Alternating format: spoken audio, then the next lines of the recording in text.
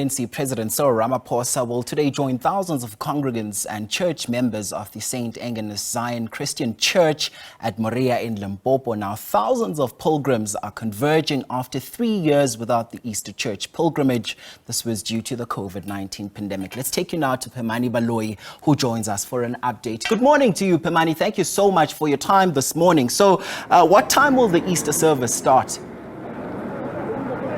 Good morning, Mtolisi, and good morning to our viewers. The service is expected to start at about 11, but what we understand is that the president is set to arrive at this venue at 2 o'clock. We are coming to you live, Mtolisi, from the entrance of the St. Engenas Zion Christian Church. As you can see behind me, this is the gate where congregants who have come to celebrate Easter at this church are entering and leaving through this gate, Mtolisi. As you were stating, there has been 3 years where congregants and members of this church have not been able to come for the Easter pilgrimage because of the COVID-19 pandemic. But for the first time this year, Mtolisi, the pilgrimage has resumed, and we've seen since Thursday thousands of members of this church entering here, staying inside. Mtolisi, we had the privilege of driving inside, and as we got inside, there's a lot of members. There's a sections where there's camping. There's a camping site where we've seen camping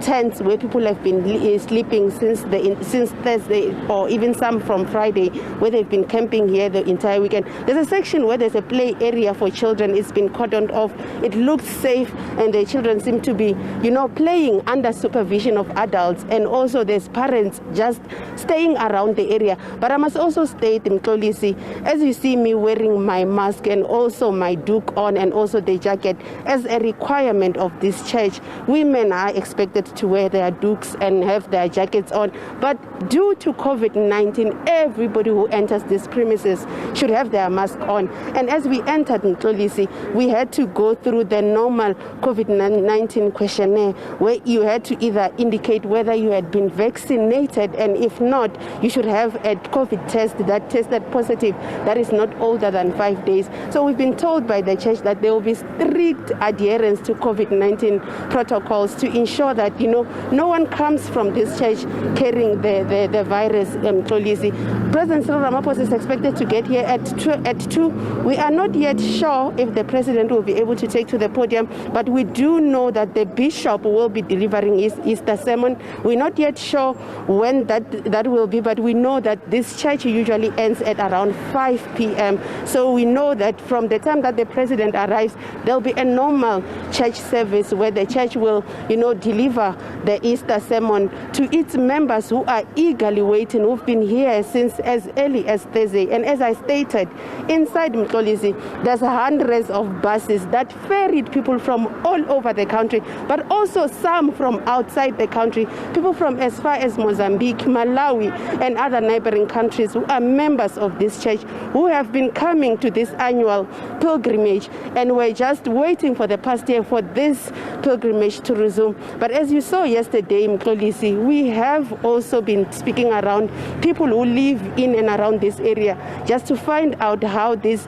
pilgrimage, the resumption of this pilgrimage, has been affecting them. And we've seen that, the roads have been congested with a lot of vehicles driving to this area, but others saying they even opted to stay at their homes so that they don't even find this traffic on the roads in Mtolisi.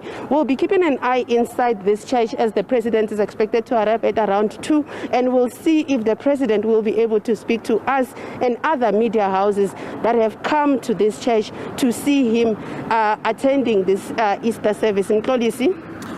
Interestingly, Phemani, just before we got into this conversation, we ran the story where business people around the area, were counting losses because some of the patrons or people who normally utilize that road decided to stay at home, and some of them decided that they would, of course, use other routes, and subsequently the businesses are suffering. So what are the business people saying now about their plight as far as the pilgrimage is concerned? Yes, Mxolisi, as you were stating, is as in that package that you just played before you spoke to us, there are different views in terms of how normal, traffic flow is and how normal life is resuming during this Easter weekend due to the resumption of this pilgrimage. With others saying, traffic is not as high as they expected it to be, but some saying they took the precaution not wanting to be caught up in a lot of traffic because they do know a lot of people come to this church. But traffic officers, I must state, traffic officers assured us even before the weekend started that, there will be high visibility. There will be roadblocks every 10 kilometers to ensure that people are adhering to road regulations. And Mxolisi, one of the things that we normally monitor as the SABC during this long Easter weekend is, road fatalities. People driving as safely as they should be. And I must state, Mxolisi, since this Easter weekend, long weekend started, we have not received any reports of people traveling either on the R71 to this area or R81 or even the N1 who were caught up in road crashes that had fatalities. So it appears that, the law enforcement that we were assured would be high on the roads seems to be a good enough deterrent to people who might have sped on the roads and not respected the road regulations. So, Mxolisi, it looks like there's a semblance of normalcy on life around here, but there are some who are saying, they took the precautions. If people are going back to Moria, they'd rather stay at their homes and not be caught up in traffic. Mxolisi? And I must say also, it's very, inspiring to see that people are still sticking to COVID-19 protocol. Talk to us about the turnout there. Mxolisi, yes, that was also really surprising for us when we got here and we were told that, we must put on our masks, we must sanitize, we must also fill out that questionnaire to find out where we've been. Are we sneezing? Are we coughing? Do you have any symptoms?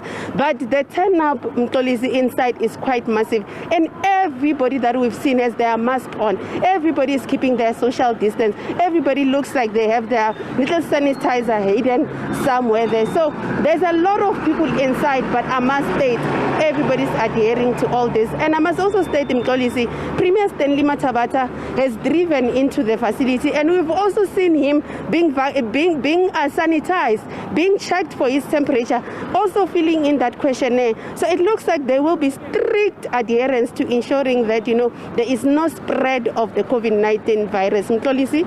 I know you touched on what is likely to happen throughout the course of the day, but just give us some of the highlights and what is expected to happen with the program for the service itself. Mxolisi, the main event of this Easter pilgrimage is the sermon by the bishop at the end of this long weekend, which is today on Sunday. So today we expect President Cyril Ramaphosa to be one of the audiences who will be sitting there as this sermon is delivered by the bishop.